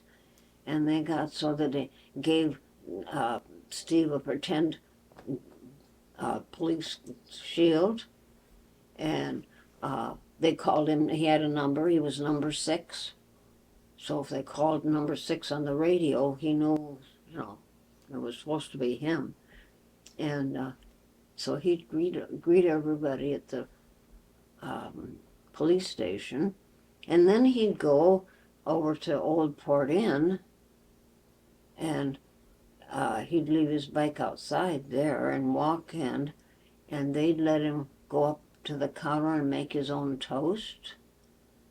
And they'd give him his cup of coffee or hot chocolate, whatever he wanted, and see that it got put in a booth so he could go and sit down. And they'd never charge him. So I went in and I said, look, he always has money in his pockets. If he's getting toast and coffee or cocoa, he should be paying for it. I felt like screaming. It's a learning thing. He needs to know this. You'll pay for what you get. But I didn't. I was nice. And they still wouldn't charge him. So I just thought, well, I can't change them. I'll just forget about it. So when he went, he got his breakfast, even though he'd had breakfast at home, because he might have had. He'd go there for breakfast. And then after he went there for breakfast, he'd stop down at another coffee place and say good morning to the people in there, because he knew them after he'd been in it a couple times, because the same people went there in the morning. And then he'd go to different places in Clawson, stores as they opened, say hello, and he had the round. If I needed him home, all I had to do was call the police department and say, I need Steve to come home. He's on his rounds. And the squad car would go out and say, please, Steve, go home, your mother wants you. And so he'd come home. And then he decided one time he wanted to have a beard, because somebody he knew was growing a beard. And I thought, I don't care, as long as you trim it or have somebody trim it for you, that's all right, Well, he got a beard, not a very big one, a little bit, So anyway, he's riding his bike home from his rounds one morning, and a squad car pulled up beside him. He was about ready to turn into the street here. Squad car pulls up and says, Steve, go home and shave. And then he left him. So he came home, put his bike in the garage, and he came in, he went upstairs, he got his electric razor, shaved. Just had to be the right person telling him. He got to be Grand Marshal of the 4th of July parade one year, and I got to ride in the back of a truck with him, back of a pickup truck. That was the most interesting ride because we just had like straight chairs to sit on, very uncomfortable, and wave at all the people, look happy and wave at all the people, and he just ate it up. He waved at all the people.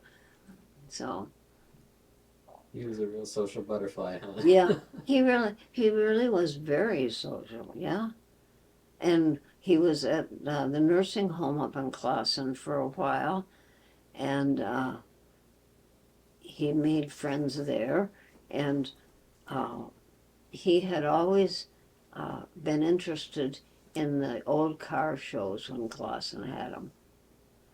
And he would ride his bike to old car shows and look at all the cars. And he particularly liked Corvettes. And if they were red, he liked them even better. And one time when he was in the nursing home up there, the car show people had a mini car show in the parking lot of the nursing home, and he got out to see all the guys that brought their car and, talk to all the people and see all the cars. And so did other residents of the nursing home that wanted to come out into the parking lot and see the cars. So, and now two of the one couple of the car show people are good friends of mine. I sort of inherited a couple of nice people that I can have lunch with once in a while, talk about cars or anything else. In fact, I got reminded I missed a car show. It was on a Sunday afternoon, and I was going to go after I went to church and to lunch. I was going to go to the car show. I forgot all about it. So I missed that one. But I went to the one they had up in the Knights of Columbus lot earlier this year, and it was fun to see the cars.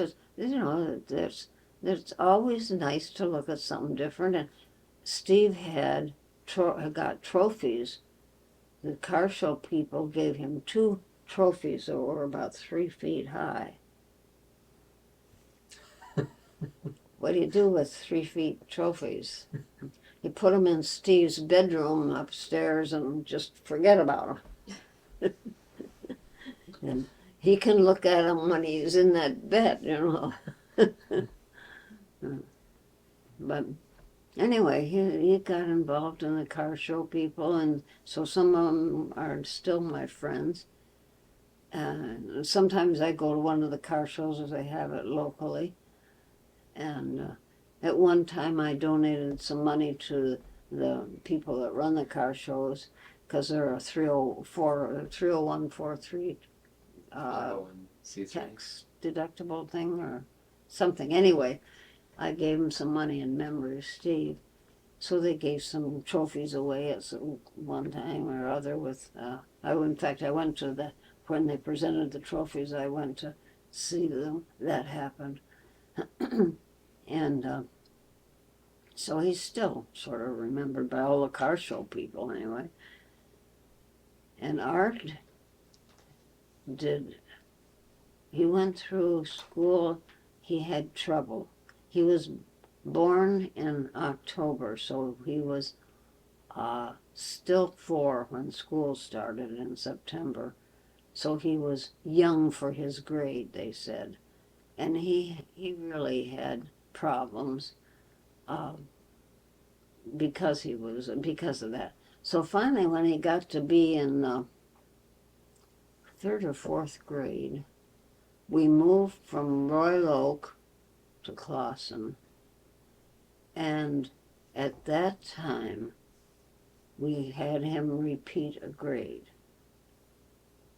And from that time on, he was just gung-ho in school. He went through Wayne University on grants and scholarships. So that was very good. And he was going to junior high, and he would go for, they went for a half a day because money was short and the schools were going half day school sessions. He would go in the morning to school and he'd come home in the afternoon and he'd do all his schoolwork in the afternoon just like he was in school.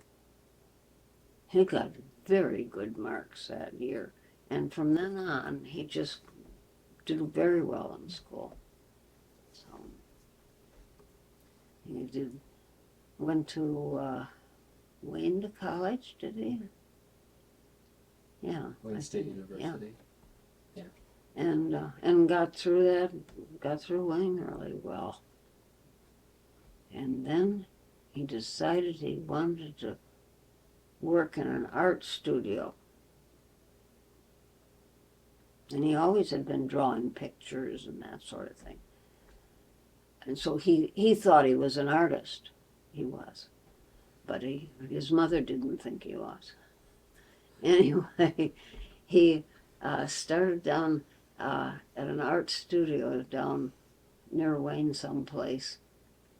And he was selling advertising for them. Wasn't doing artwork. And then one time he showed somebody at the studio a painting he had done, and they thought it was very good, and they said, you should be an artist, you shouldn't be selling stuff. Well, he went on to do both things, and did very well in both things. I mean, he made his living selling advertising, but he continued with the artwork. I don't think he's doing anything now of artwork, but, well, I don't know. He might be. He wouldn't tell me until he finished something, probably, Well, it's your mother, don't tell her everything, So, anyway, what other information, or is that it?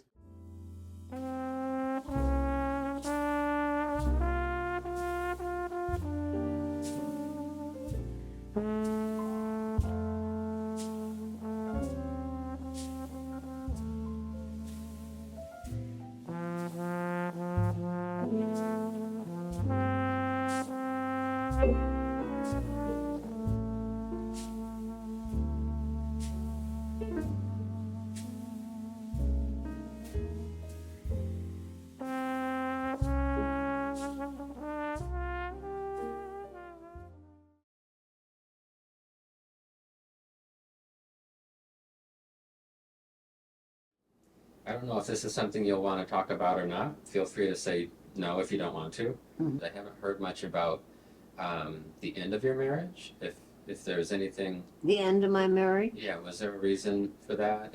Well, a reason, yeah. He found a new girlfriend when he was on business traveling. And that was a good reason. And probably the marriage was going downhill anyway. But the divorce he didn't even show up at the divorce hearing. They just read all the papers of what I wanted, like this house. And I didn't know how I was going to support this house, but I wanted it. And so he didn't show up at court at all. And the divorce decree says he was not in attendance. And I had to take it up to the city, to the county clerk to get it notified. And anyway, I did hear that he married 3 times after we were divorced. So he just couldn't make up his mind, I guess. But hopefully he found the right one. No, he didn't. He was murdered. He was married to a woman that used to live in Birmingham, because I knew who she was when I went to school there. And they lived in Metamora. She worked, and he came home from work early and went in the house and then went out to the barnyard. He was dressed, he was going to get one of the horses out and go for a ride. And somebody was waiting for him, more than one person. And he didn't get on the horse. He got as far as the barnyard, and they shot him with more than one gun, so more than one person was there, and left him. And his wife came home and found him. And it's an unsolved mystery. And Art, my son Art, was concerned because he was had little kids. They had just adopted, and he was afraid somebody was looking for someone named Art Kirby, and they'd see his name someplace and know he was an Art Kirby, and they wouldn't care because they were looking for just somebody with the name Art Kirby. They wouldn't care who it was if they were trying to kill him. So it's an unsolved mystery, and I don't think anybody cares about solving it at this age. You know, it happened a long time ago. So anyway, that's what happened to Art's dad.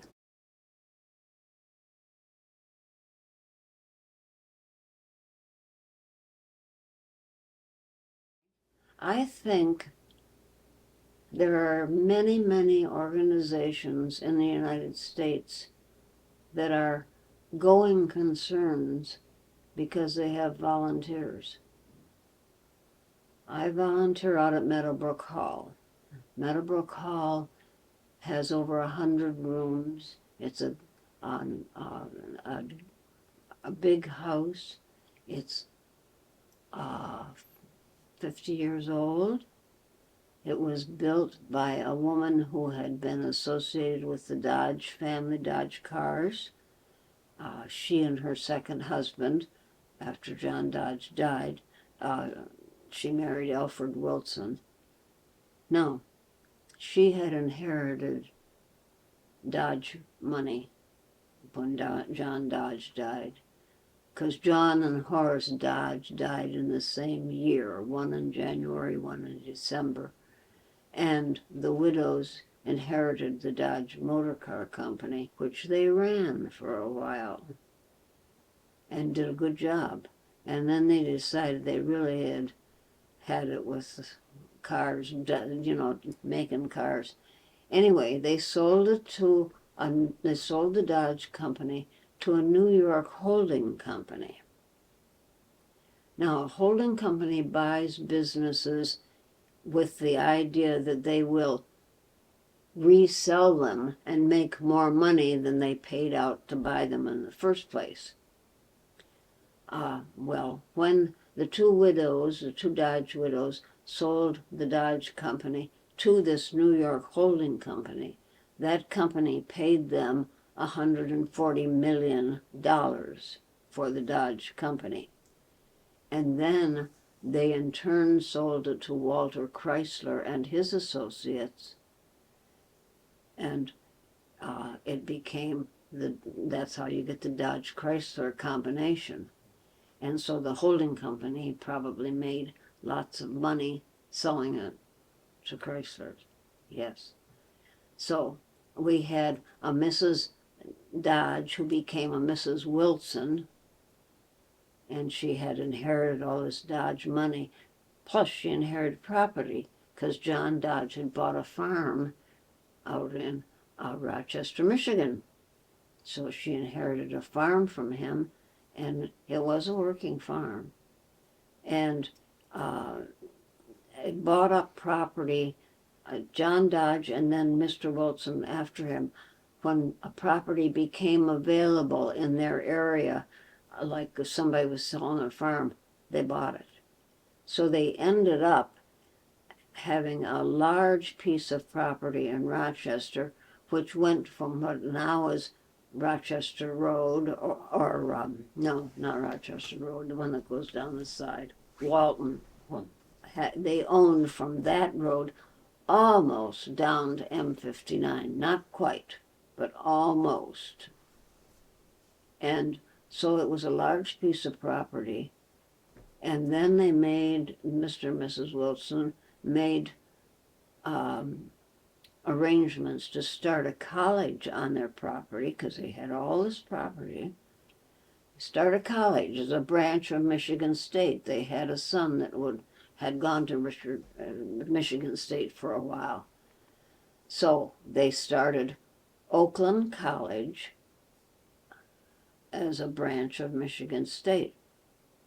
And then after a while, Oakland College started teaching all the things a university has to teach. To be a university, you have to have, like a medical school, you got to have this and that and the other thing to make your college a university. And so they finally, Oakland got big enough that it was a university in its own right, and they could back away from the Michigan State tie. So that now they have a college. Now they have a university. The university is in charge of a building called Meadowbrook Hall. They own it, right? They don't run it. It's a non-tax supported part of the university. And they're open to the public. You pay for a tour. It's a big home that has, I don't know, about 100 rooms or something like that. And it has this length of 2 football fields, as far as the width. It's the width of the house. It's got nice brick on the outside, and it's inside. The wood carving is marvelous, and there's stone carving inside too. All hand done, no machine carving. So the ladies that owned the Dodge company, the one that has Meadowbrook Hall, they used she used some of the Dodge money, of course, to build Meadowbrook Hall, because it was hers. And so in the library of Meadowbrook Hall, above the mantle of the fireplace, is a portrait of John Dodge, because some of his money went into that house. So they give him credit. I say we, the people that own the house, give him credit. Well, if you work there, I've been volunteering at Meadowbrook Hall. This is my 49th year. And so if you volunteer that long, you begin to talk about it like your house. You've been there so long, it's your house, you know. And I don't have to pay to heat it or anything. Now, Meadowbrook Hall is a beautiful home, and it's a great place to volunteer. I've always thought one of my kids would get busy and like to volunteer there, but they haven't. And yet Art would be perfect for that, because he can talk to people well, and he knows about artwork, and he knows about buildings, and he would be perfect, but he's never expressed an interest in doing that. Can't drag him, so, you know. And Sally, I don't know that Sally would like to talk to people that much. Art's the one that talks, and Sally talks to be communicating, and you listen, because you know what she's saying is important. So, anyways, neither one of them will end up at Meadowbrook Hall, but that's the way it goes. Rachel, if you're going to be around in this area, my dear, you can volunteer in Meadowbrook Hall. They told me when we put up a sign for your 45th year, that's when that sign went, 45 years. When we put up the sign, we'll have to start a grove of trees, so it'll be surrounded by little trees. So they find one big tree out in the side yard, and they put the sign out there. Now, I don't know if they were saving money, that's all right, or if they just didn't want to plant a grove of trees, you know. So, anyway, nobody's name is on that sign but mine, yes, so far. They probably someday will have somebody's name on that. But people tend to volunteer for a year or so and then they find something else to do. So I stuck with it. I like it. I like that house. And the only problem they had earlier this year, I went to work one afternoon and one in the upper grade hall, and they had all the furniture moved out of the little alcove. It's all sitting out in the great hall, and I thought, what are they doing? Cleaning the floor now that we got people coming here? No, they'd had a leak in the roof, and they had to move all the furniture out of there so it wouldn't get wet, and take the carpet up so they could dry the carpet and wipe the floor up and fix the roof so it wouldn't leak anymore. So they weren't cleaning the room. They really were, but they didn't intend to clean the room. They intended to get stuff out so it didn't get wet. But they did get it fixed. Now, they're in the process now. They got to paint the ceiling. So they're going to move the furniture out again, you know, and paint, and then they'll put the furniture back in there. So, and so they moved the Tiffany lamp out and put it downstairs where they have some Tiffany vases in the drawing room so that it looks like a little exhibit. But they got the Tiffany lamps out of that area so it won't get knocked over and broken. Did you know that the man that owned the Tiffany studios, Louis Comfort Tiffany, let his employees pick the colors for whatever they were making? No. If they were making a lamp or a vase, they got to pick the colors because he thought they'd do better work if they had a personal connection to whatever they were making. And they were making it for his studio to sell it. But they knew that they had picked the colors for that. You know, they're making a vase, and so they say, well, I'm going to make it in rose and red and orange and maybe brown. And you think, but when they put it all together, it looks good. And those things are all little pieces of glass fused together. It's mind-boggling. It really is. But that's those things I like about Meadowbrook Hall. And that's why I keep going there, because it's interesting. I mean, and you see interesting people that come in oftentimes. You have people oftentimes that I always ask people if they're from the area because they need new volunteers at Meadowbrook. Their volunteer staff is short, a lot of people. And so I keep asking them if they live in the area because maybe they'll come and volunteer if they're interested in the house. And I've had recently people from Kansas and people from Texas, and people started moving around after all the virus stuff, and so they started traveling, and they come from the east. I've had lots of people from out of town, and just some from out of town Michigan. I mean, in Michigan, but from away from the area. Or we get a lot of people from Ohio or Indiana. So anyway, it's a good place to volunteer. Anyway, that's about it. This is great. Any questions you have that I can answer?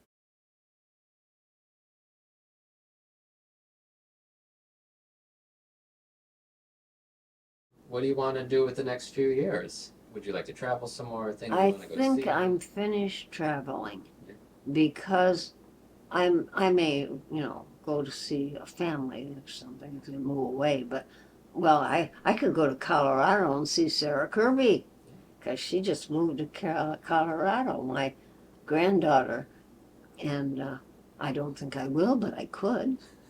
You know, maybe if Lauren's going out sometime, I'll see if I can go with her. But anyway. Or Seattle. Seattle's a great place to Or visit, Seattle, yeah. Well, I could go to Seattle, that's right. I know people in Seattle. You have a lovely granddaughter-in-law in Seattle.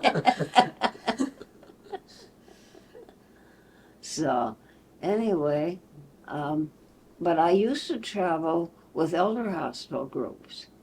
That's when I started using the cane seat to walk with, because when you go on an elder hospital trip, you always have lectures.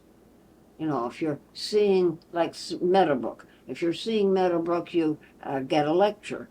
Okay, and you stand and listen to this lecture. Well, those of us that traveled from this area, there were about 3 or 4 of us that traveled together, and we got tired of standing, so we found these cane seats at an athletic store, because people use them when they go to golf matches, to see the golf matches. And so we got cane seats, and when we got them, well, I remember we went to St. Louis, and there were about 3 of us that had cane seats, and everybody on the elder hospital trip was just amazed, and they wanted to know where we got them, how they worked, you know. They thought they were great, and they are. And we told them, you find a sporting goods store and tell them you want a cane seat. And so that's where, and I've used them ever since.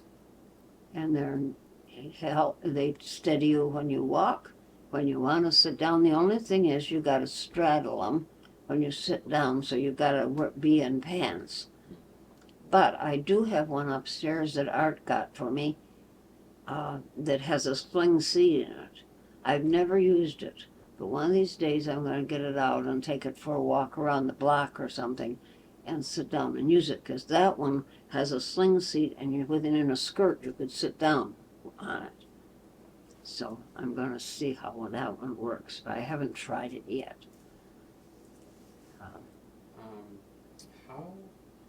How do you hope to be remembered? How do I hope to be remembered? As somebody who loved her family and loved volunteering. And I think that'll do it. And is there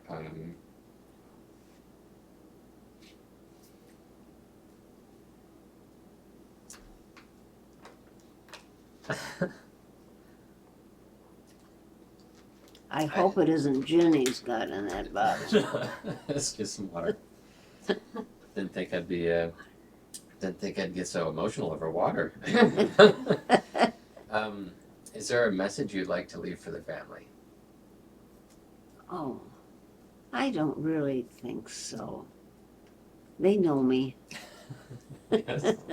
If they don't, they know about me. Yeah. And they're a good family. I have a good family. I mean, Sally goes to all my doctor's appointments with me now, because first of all, she hears much better than I do. And so she can hear me not getting the answers to the questions and ask she hears it, and then later she tells me, or she says when she's there, would you mind repeating that? I don't even have to do that. So, so that's good. Art has organized my garage. I'll have to show you. You haven't seen it, have you? Not lately. Well, I'll open it up so that you can see it before you leave, because everything is neat and tidy and hanging up. I have 5 hammers. Who knew I had 5 hammers? I didn't, but that's why the toolbox wouldn't close. And now they're hanging on the wall all together. And Art has put everything up on the walls. the hose that waters the backyard or the front yard is all wound up and hanging on a wall. Now, the lady and man that come and mow my grass tried to hang the hose up and they couldn't get it up. Art got some tape and taped it all together and put it on the wall and hung it up on two nails sticking out so that the garage will look neat. And everything's hanging up in its place. And I said, when he did this, I came home and I said, where's my bucket? I want that light-colored bucket. Where is that bucket? I use that when I go and trim the roses. I need that. He said, look on the shelf. I went over on the shelf, 2 galvanized bucket and my plastic one that I use to cut roses in. So, and then, not only did he do that, he went down and cleaned my basement. My basement has Steve's workbench. Steve had a workbench out down there, or a big one. It started out with his dad's. Anyway, and then Steve used it. He had his CB radio on it, things like that. And so that disappeared out of the basement. And all the pictures that were hanging on the wall of CB. When you have a CB radio, the people send postcards back and forth. You know, Steve was Captain Kidd on the radio. Hi, Captain Kidd, this is from Washington, and my name is, you know, and they give you a code name, and I hope you have a good day, or some such thing. And people collect these cards, and they were hanging all over the walls. Steve had lots of those. He talked to lots of people. And he was called Captain Kidd on the CB radio. Anyway, they're all gone. Everything down there is clean. You can walk down in my basement. The only thing that's in this part of the basement over there is there's a rack that's on the floor. It's about this big square. And Art was going to take it and throw it in the wall. And I said, you leave that. What do you want that for? I said, that's what you dry sweaters on when you can't put them in the dryer. You spread them out on that rack and they get dry. Oh, all right, so it's still sitting down there. But about everything else is all cleaned up. And he even took the martini glasses that I had. I bought, I have to tell you this. I went to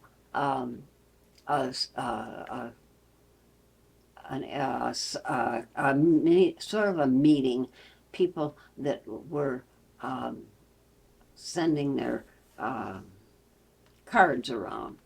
They weren't radio people, but they were people that had some interest together. Anyway, I went to an area where they were going to have a meeting when everybody got there.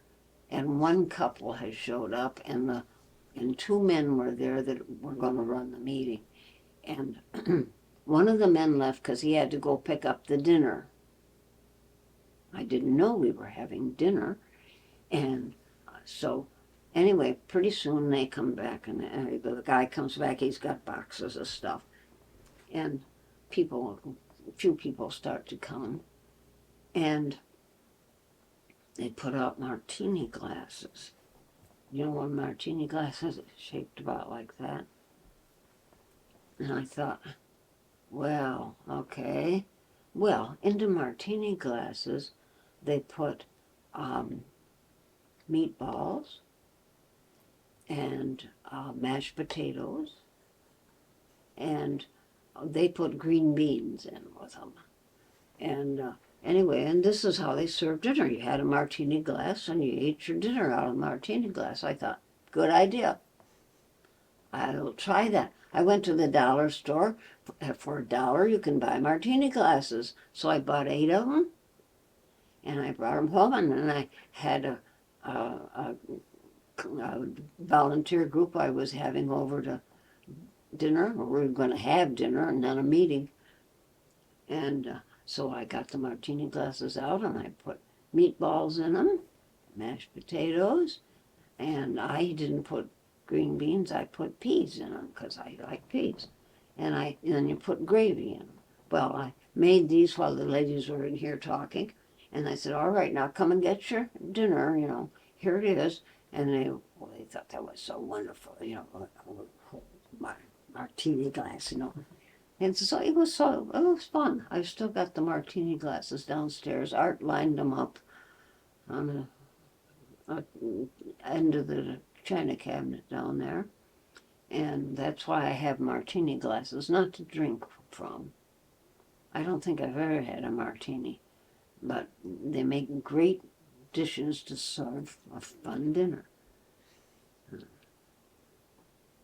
So anyway, people will remember me, I hope, fondly. I try not to make them angry. And my children have really been good to me as I've gotten older. Now, I know they don't want me to drive anymore. But if I'm going to Meadowbrook Hall, I can't walk. It's too far. And there's no bus service that goes there. I could hire Uber, but pretty soon that gets expensive.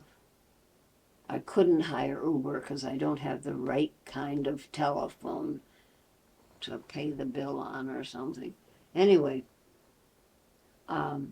so I want to go to Meadowbrook Hall. I want to get 50 years in. I want to volunteer at Meadowbrook, finish this year and do next year.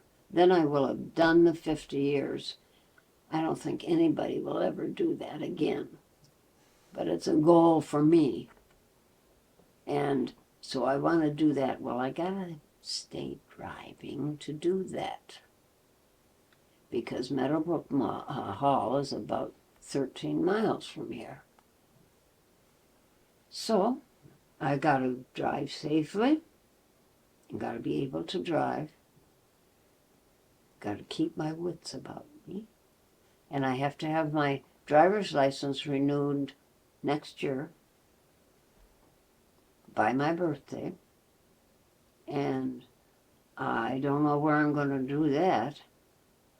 It used to be you could just go to the Secretary of State and they just, give you a new license or renew your license. I don't know if the Secretary of State is even open anymore. Must be where he's got to sell license plates someplace. Maybe you mail them, get on the computer and ask them to mail you a license plate. I don't know. Anyway, next March I have to renew my or before, got to renew my driver's license. So I will find out how to do that. Sally will go on her computer and find out how to do that. She's been very helpful with having had a computer because she's the one that when they first started giving shots for this COVID virus, she got on her computer and said she was me, was 93 years old, and made the appointment for me to have my first shot. And it was in Southfield, which is down that way, and a place I had never been. I didn't know that Beaumont Hospital had a big building down where we went. I mean, it was like a 5-story building, but they were having this clinic to get your shot. So we waited a few minutes in line, not long. And I know, first of all, we found a place to park, and the street that goes into this hospital building goes right along beside a super highway that's going east and west. So you go down past that highway and you go west, and then you come to Beaumont Boulevard, not just street, Boulevard. And you turn up Beaumont Boulevard, and there you can park and then go into this building and get your shot. So I got my shot, no pain, nothing. I put my sleeve up, and boom, and it's done. It's just they know what they're doing. You don't wait very long. You get your shot. You go sit in that little room over there while they see if you have a reaction to the shot. So I said to Sally, we're sitting here. You came with me. Why don't you go see if they'll give you your shot? And she said, oh, I don't think so. I said, well, you're here. Try it. So she gets up and she goes out to where they give the shots, and she comes back and she said, well, I saw a man standing there in scrubs and I figured he was a nurse. So I asked him if I could get my shot, and he said, well, he'd see about it. So pretty soon this guy comes in the double doors and he stands there, and to Sally he goes like this. So she said, okay. So she goes out with him. Pretty soon she comes back and she's had her shot.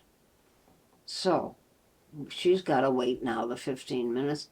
The man in the scrubs comes in and comes over and he says, don't tell anybody. And he turns around and walks away.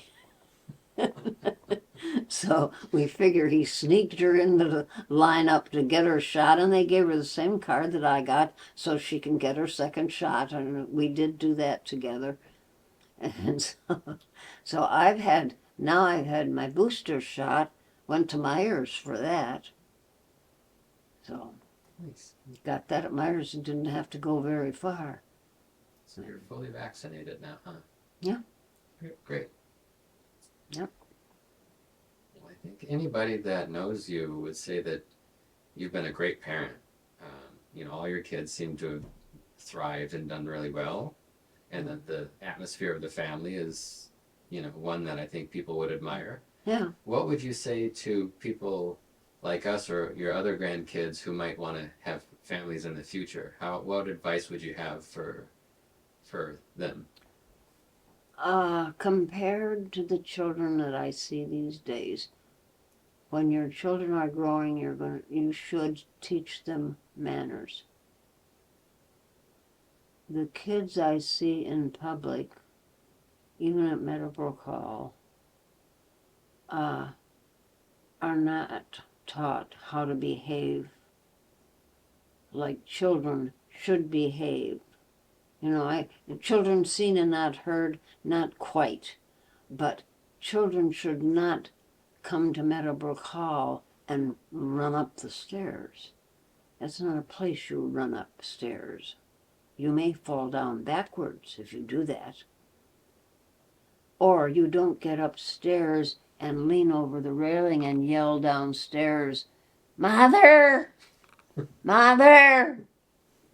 And then the lady that's volunteering up there walks over to you and says, "We do not yell at Meadowbrook Hall." And the kid doesn't care. So that's important.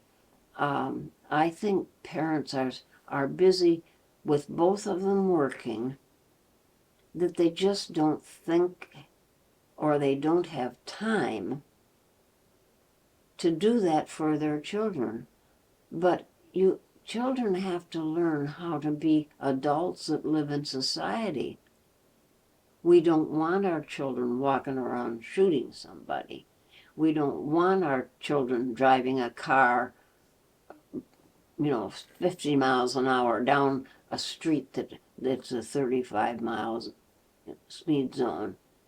We want them to live a good life and be alive to live it. But we want them to be living in society so that they can function. Okay? Excellent. Now, you've recorded this? Oh, good. Okay. When you have the child, you play it. Will do. Okay? I can't think of anything else to ask. I really want to thank you for the time. Oh, It's you're been welcome. lovely This to is hear fun. you. It is. I didn't know exactly what we were going to be doing, but this is sort of fun. I've never been recorded like this before. Pretty soon you just forget the camera's even there. Yeah.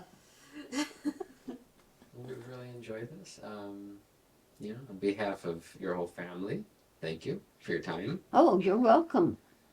Uh, It's been fun, really.